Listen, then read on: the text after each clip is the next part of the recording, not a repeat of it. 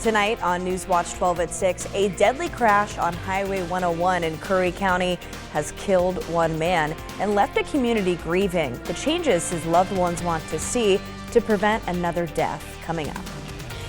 And Oregon community colleges are seeing a boost in enrollment. In NewsWatch 12's Rocky Walker is diving into how this will impact our local colleges and the economy. And a girls' drum group in Ashland aiming to empower the next generation of women. All those details and much more news coming up next on NewsWatch 12 at 6. Watching out for you. This is NewsWatch 12 at 6. We begin on our top story tonight. A fatal car accident in Curry County is leaving residents wanting a change for safer driving conditions. Thanks for joining us for NewsWatch 12 at 6. I'm Haley Gravitt. 38-year-old James Tavel was killed by a drunk driver last Saturday. The intersection where he was hit is known as a deadly intersection due to the lack of light. NewsWatch 12 Samantha Cadera spoke to James's loved ones who are calling for change in the city. Sam. Yeah, Haley, Oregon State Police said that Tavel was walking in the northbound lane when he was struck by Tiffany Camp, who left the scene but was arrested a few hours later and was charged with manslaughter, driving under the influence, and hit and run. His loved ones are now speaking out about the dangers of that area and hoping to prevent another tragedy. Those who knew James, the pain of losing him is added to the frustration of knowing he was hit in an area residents say they've asked for changes from the city due to its unsafe manner. This is a spot that is notorious for car accidents and for people getting hit. Our friend chose to walk home from the bar after he'd had too much to drink, and unfortunately another person didn't make that choice and took our friend from us. Nicole is one of the many in the community calling for a change. Where James was hit is notoriously dark and poorly lit. Dangerous, and we've had multiple people on that same stretch of road get hit by vehicles and pass away over the last few years. Hours before James was hit in this exact spot, there was another multi-vehicle accident because somebody was walking out on the sidewalk in the road because it was so dark they couldn't see. His loved ones tell me this is a call for action that isn't new, saying that several residents have contacted city officials, urging them to install streetlights along the highway to improve visibility. Are you hoping that there will be lights put in by that intersection? I do. I really do. Yeah. If this could be the catalyst to that happening, could give James's passing a little bit of meaning. James' family and friends aren't just mourning his loss, and they're hoping this tragedy will shine a light on the need for streetlights to prevent future accidents in this deadly stretch. You know, please save somebody else from having to go through this. I mean, my grandbabies don't have a daddy now. And I reached out to the city of Brookings to see if they are considering the residents' call for change, and I have yet to hear back. But for now, reporting live in studio, Samantha Cadera, NewsWatch 12. Sam, thank you. And we're seeing some cold temperatures this Friday night. Stormwatch 12 Chief Meteorologist Matt Hoffman is at Spiegelberg Stadium for Game of the Week with our first look at what to expect. All right.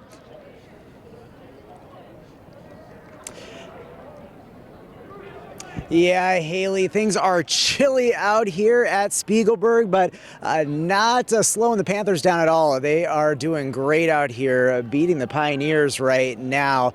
Be sure to look for highlights tonight at 11 in the Blitz. But let's talk about tonight. It is going to be a cold one out there. We're going to be looking at temperatures falling down near freezing here in the Rogue Valley, but it will be dry. Could see some patchy fog develop in some inland valleys, down to 17 in Klamath Falls, 22 in Mount Shasta, and 38 in Brookings. Tomorrow, a warm front is going to advance. That's going to increase cloud cover. It's going to be chilly, but there will be some precipitation, fairly light rain and higher elevation snow moving on in through the afternoon into the evening. But this weekend, things are going to ramp up with this next storm system. The main cold front and the brunt of the storm is going to move in on Sunday with rain and snow, and those snow levels are going to drop off. Winds will crank up ahead of this system. system as we head into Saturday night. So coming up in just a bit from the studio, I'll be back and we'll have a closer look at the timing of rain and snow and also amounts. We have a winter storm watch that's been posted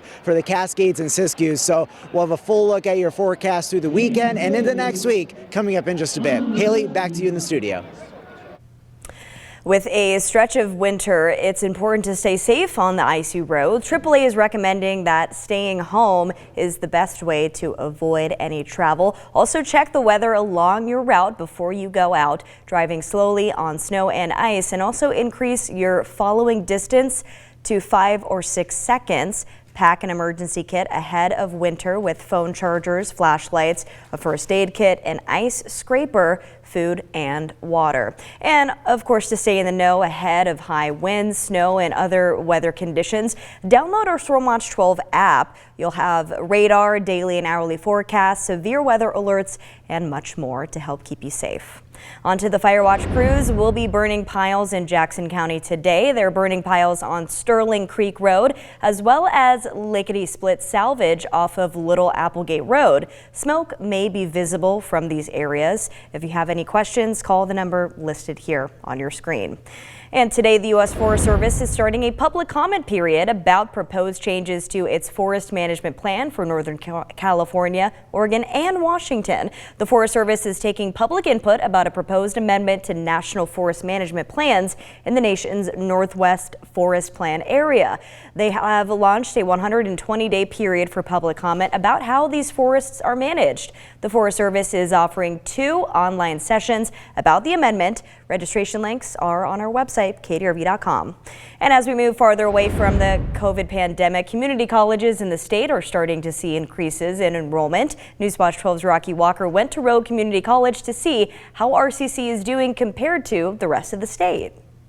Rogue Community College is seeing their student enrollment levels steadily increase, inching closer to pre-pandemic levels. RCC saw enrollment increase nearly 19% from the 22 school year to the 23 school year, compared to the statewide community college numbers seeing a nearly 5% increase in that same time period. RCC has seen a 50% increase in enrollment in the past 2 years, with a nearly 25% increase in the past 2 fall terms alone. The Rogue Community College president says they're seeing the school's dedication come to fruition as they come closer to pre-pandemic numbers of students.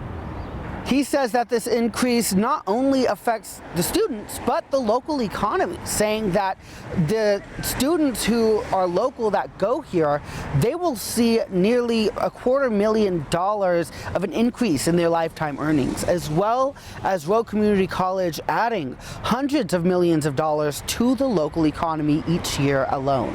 In Medford, Rocky Walker, NewsWatch 12.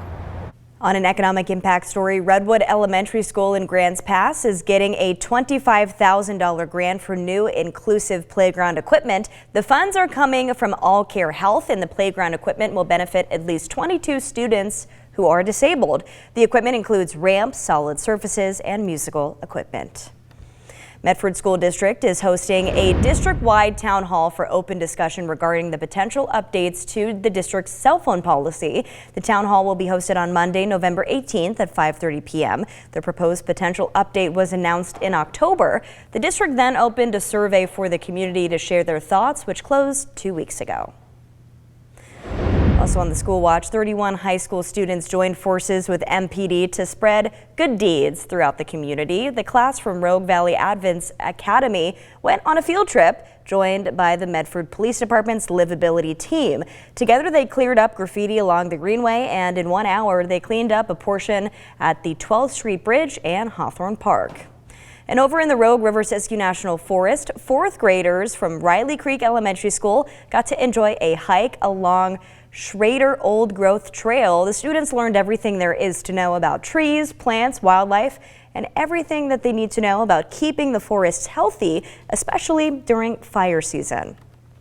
And some Grants Pass High School orchestra students got a once-in-a-lifetime opportunity. They hosted the Octomar Quarter from Belgium. The international musicians performed Evil Eye with the students and gave them valuable feedback. The school district said in a Facebook post that it was a, unquote, unforgettable experience, end quote. And tomorrow, the Henley High School boys soccer team is competing in the Soccer State Championship. Let's take a look at this video from today as the school cheers them on. They will play North Marion for the trophy in Hillsborough at Liberty High School. Good luck to the Hornets.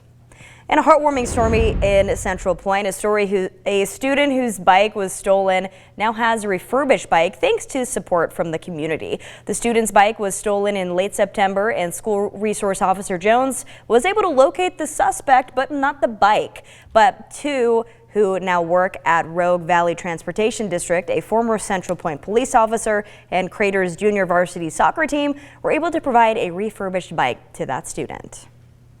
And only on 12, the teenage years can be tough, so it's good to have something to make you feel grounded. And for a group of girls in Ashland, that's the frame drum. NewsWatch 12's Leave column shows us how music is playing a big role in their lives. Being a teen girl is about finding who you are. But today, that can be a challenge. That's why a weekly group in Ashland is countering those outside messages with a different sound: drumming. Each person has a chance to just come into the present moment and also to be heard. Drum Group for Girls introduces students to the frame drum, an ancient instrument with ties across the world. Instructors Krista Holland and Megan Danforth, aiming to take the pressure out of music and create a space where girls can have fun. So much of our cultural messaging around music is very performance focused. It's really more about what happens for us in our whole body experience, our mind and our heart. What I used to do on the first day is have it under here, but you're actually supposed to have it on here. Student MJ Jean says the more she drums, the more her confidence grows. It's totally okay to be nervous. Just do your best, try hard, and you'll get actually really good at it. For others, that extends to playing outside. I remember just walking around when I was younger and seeing other people do their instruments, and then I realized that I was kind of that person. And amid the rhythm, there's calm. You're just in a sense of just peace. It feels really good. In Ashland, Leave column, NewsWatch 12.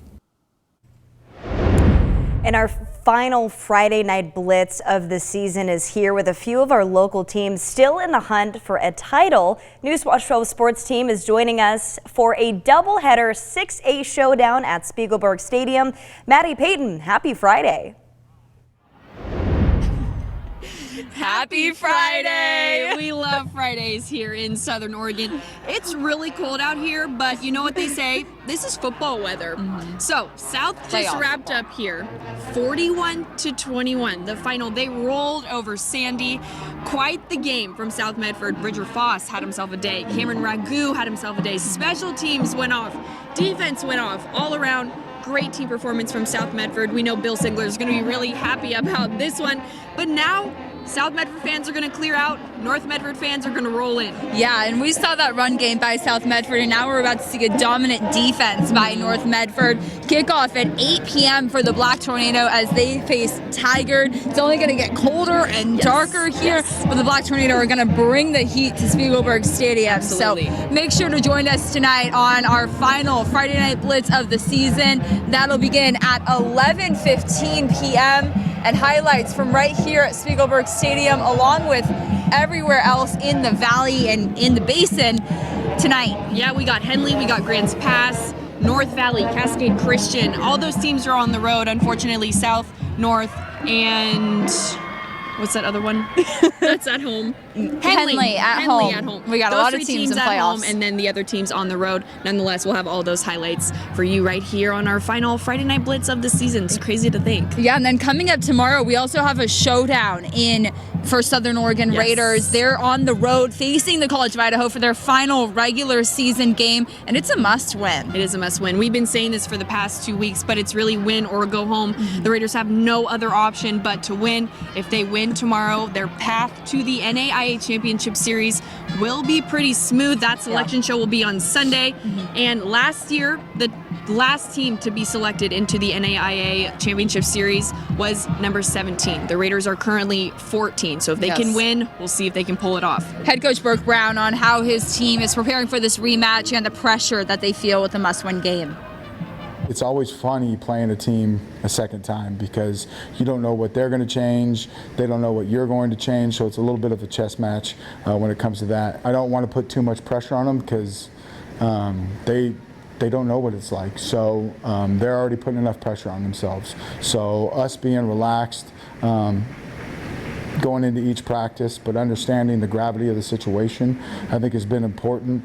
It would be awesome for me to see these guys, to make it and play into November. Yeah, those highlights will be on game night tomorrow at 8 p.m. But bringing it back to Spiegelberg Stadium, like we said, it's going to get colder and darker. Competition's still going to be here. We'll also have those highlights tonight. Make sure to join us then. Plenty of football in cold November. Yeah, nothing better than playoff football. But for now, live at Spiegelberg Stadium, Peyton Manning, Madison Marie, NewsWatch 12 Sports. Hopefully those teams bring enough heat to keep you both warm. And on to an update tonight. Local holiday markets are looking for vendors. The Crater Band and Color Guard needs them for their Christmas Bazaar on December 14th. If you want to apply to be a vendor, send an email to the address seen here on your screen. They're hoping to have you share some of your amazing products with the community. And this holiday season, Access is asking for your help bringing Christmas cheer to people in need. The Access Senior Shoebox Project is back, and it's accepting gift boxes with fun and usable gifts until November 22nd. Some of the most needed items are winter clothes, pill boxes, toiletries, card games, and crossword puzzles. The shoeboxes will be delivered the first week of December. And NewsWatch 12 is asking for your help with our annual Stuff the Truck campaign. We are collaborating with Ray's Food Place to stuff another semi-truck full of groceries this holiday season. The goal is 5,500 bags. You can donate a full bag of groceries for $25 at any Ray's Food Place, and we'll take care of the rest for you. You can also donate any monetary donation online at kdrb.com. The campaign is running through December 24th. A big thank you to everyone who has already participated in this year's Stuff the Truck campaign.